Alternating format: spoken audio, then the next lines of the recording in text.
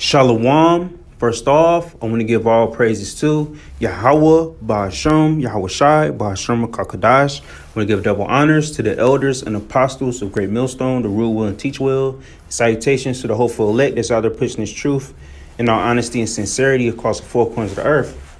All right, Lord willing, this be an edifying video, but basically, I'm looking at Apostle Tahar video about more proof that the Camp Genesis took them bags, man. And I agree with him because, man, if they teaching this, which I'm going to have to look this video up, or if they're teaching this, man, they're clearly going off, man. They clearly took some form of bag or sold out to some extent. All right. Because right here, they teaching, the natural Gentiles must keep the law and faith in Hamashiach to receive limited salvation. Limited. What is he talking about? Natural Gentiles. So he's trying to say, the natural Gentiles, which, it's a big contradiction, man. Talking about some natural Gentiles, man. Or I don't know if he's trying to say, the Israel, Salakia. So natural Gentiles, so he is talking about the heathen.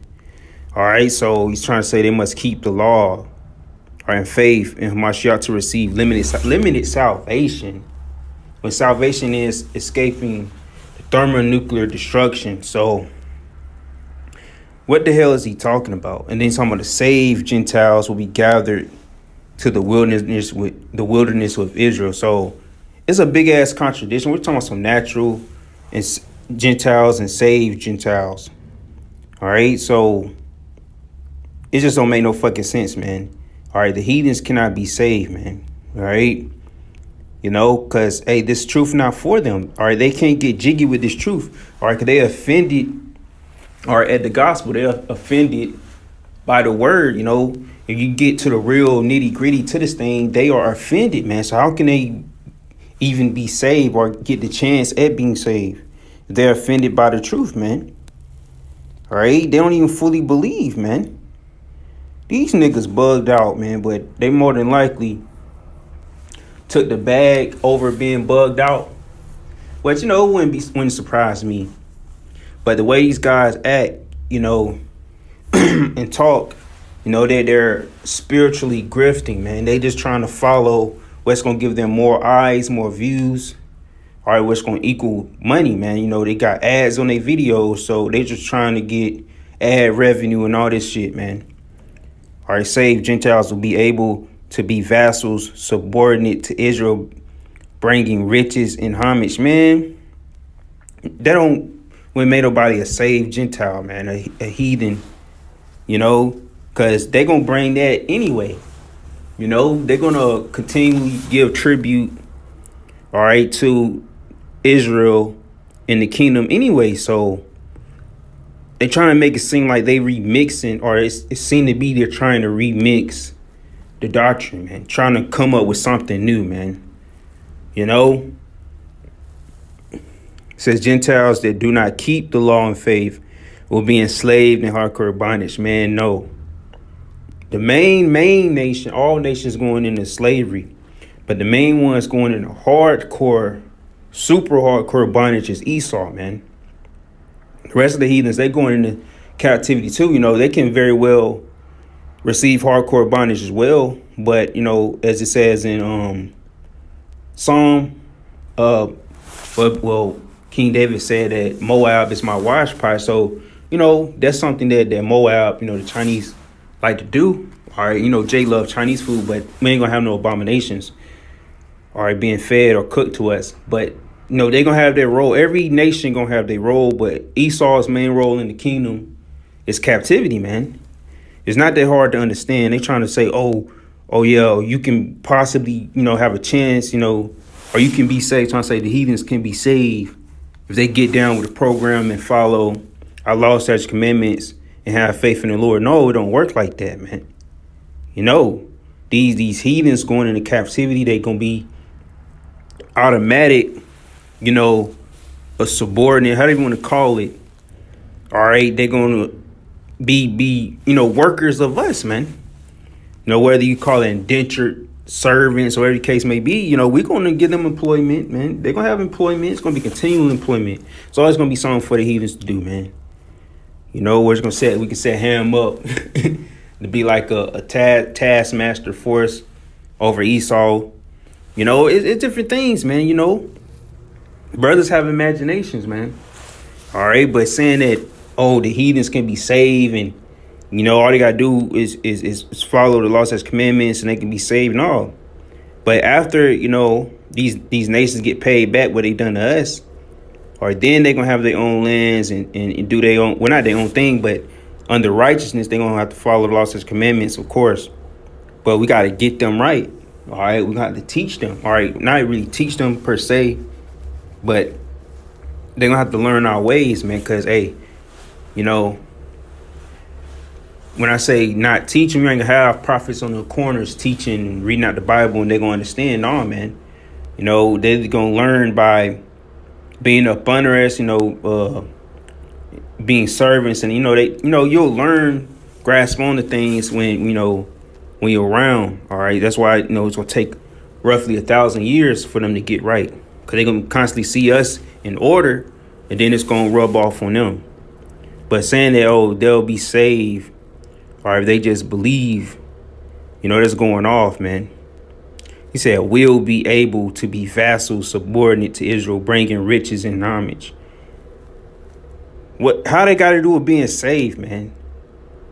That's in the kingdom, man. Being saved is being saved out of Babylon the Great from thermonuclear destruction, man. Being saved for the hell that's coming on this earth.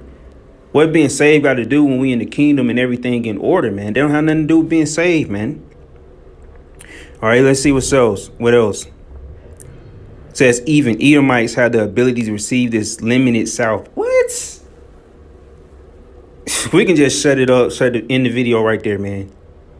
Even Edomites have, man, no, they're not receiving salvation, man. If you a pure or a straight up Edomite, man, you will not have the ability to receive no kind of salvation. All right, say, the Edomites in America, man, they're not going to make it out of here, man. All right. The Lord say going to leave neither root nor branch. So what that means, it's going to be a clean threshing of them in this land, man. All right. That's something we can 100% say, man. All right. Obadiah 1:18 is hyperbole, and not all Edomites will be destroyed. Oh, my gosh. Of course, not all Edomites going to be destroyed. Because we need some that can be enslaved and they're going to be across the other countries. All right, in other lands, man. But this place is going to be destroyed, man. Of course, not all Edomites are going to be destroyed. Nobody said all Edomites are going to be destroyed. But the Obadiah 1:18 that he's speaking of, that is referring to all Edomites. But you speaking on in the sense of, let's say, is it Zechariah 13 or 14, I believe? All right.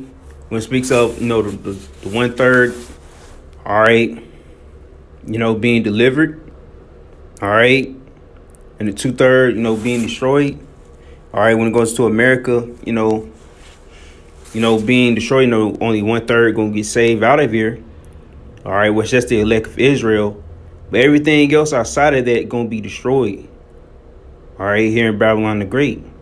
But that Obadiah 1:18 is talking about after the 1,000 years that Esau served in captivity, they're going to all be destroyed. So, yes, they will all be destroyed. All right, in that context. But in America, Babylon the Great, the context of Babylon, America the Great, all Edomites is over here going to be destroyed. And the rest of the East, certain other places going to be, because it's going to be a war that happened, man. So certain places are going to be destroyed or hit as well. But, it's going to be a lot more ease left on the earth that's going to serve their captivity in the kingdom. Then after that, they all will be destroyed. It says, because some of them are called by God's name. It's only trying to say some of the, E's are called. No, they're not, man. They're trying to use Amos 9 and 11, to dispute that claim. But I'm going to look into this, man. But just, going on the talking points, these guys have lost their everlasting mind, man. And this guy down here on the left corner, he used to be or still is part of ISU. I mean, not ISUPK, Sakari. So, basically exposing them going off. All right, but I'm gonna look more into this video, but I just had to